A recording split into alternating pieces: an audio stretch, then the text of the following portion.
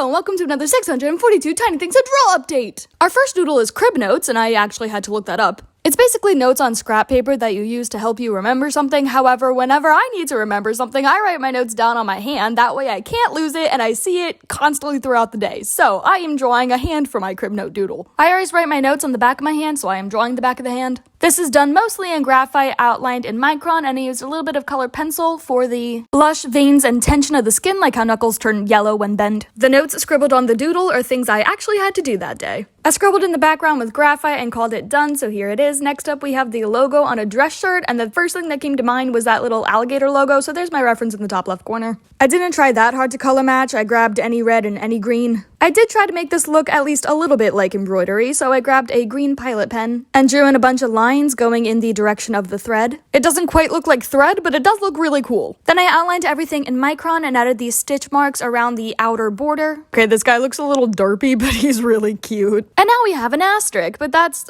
boring, so I decided to make it kind of like a star, I guess. I filled in the background black with micron, and the rest is done in a silver grabby acrylic paint pen, and there is not much to say about this drawing. I drew in the asterisk shape and then doodled some little twinkles and dots around it, and that's all there is to it. Here it is finished. Next up we have a tweet, and at first I thought of doing the Twitter logo, but then I was like, no, that is way too expected, so instead I drew a bird screeching, a really shitty doodle of a bird screeching. I wanted this to be chaotic, so, you know, I gave the bird eye bags. This is a really dumb doodle. This is outlined in micron and colored in with Artist Loft colored pencils. And there it is done. It's stupid, I know, and now we have a jack. The outlines and highlights are done in an orange metallic grabby acrylic paint pen. I really like these things. However, they don't dry immediately because it's paint, as you can see by the smear marks. The base coloring is done with an Artist Loft colored pencil, and I added a little bit of a shadow down on the ground there. Here it is all finished, and now we have a slip knot, and I was tempted to draw something from the band, like a logo or one of the members or something, but I decided to do the actual slip knot. Because this is supposed to be tiny things to draw. Artist Loft colored pencils and micron pens as usual, and I wasn't really in the mood to draw today, so I went for a very scribbly approach to make it more fun for me because it is fun to scribble. And I chose the color purple because I like the color purple. Here it is finished. Next up we have a suction cup, and I decided to do multiple suction cups for an octopus tentacle. I definitely could have gone more realistic with this one, but I was kind of in a rush that day, and I wanted to get something on the paper, so here we are with a little cartoon. I colored this in with brandless rainbow colored pencils because those things are fun, and the background was supposed to be blue, but only green wanted to come out, so here we are. Then I outlined with metallic paint pens, then added some dots in the background. I was going for bubbles / motion dots. It doesn't really convey either of those things, but I do think it makes it look cooler just to fill in the empty space. Here it is done. And now we have the bee's knees, which is the name of a cocktail, and I did not know that until I googled bee's knees looking for a reference image, but cocktails came up instead, so I decided to draw the cocktail. Or in this case, paint, because I had acrylic paint sitting near me, and, you know, it was something different. I've been using a lot of paint pens, microns, graphite, and colored pencils recently, so let's go add some acrylic paint. Spice things up a bit. I think this doodle came out really cute. I love the little bee wings coming off of the glass. Here it is finished, and next up we have fork tongs. That is an oddly shaped fork, but I don't care. This is done mostly in graphite with a mechanical pencil, and pretty much the whole drawing is shading. For a better highlight and a bit of fancies, I brought out the grabby acrylic paint markers in silver and white, and I filled in the background black with micron.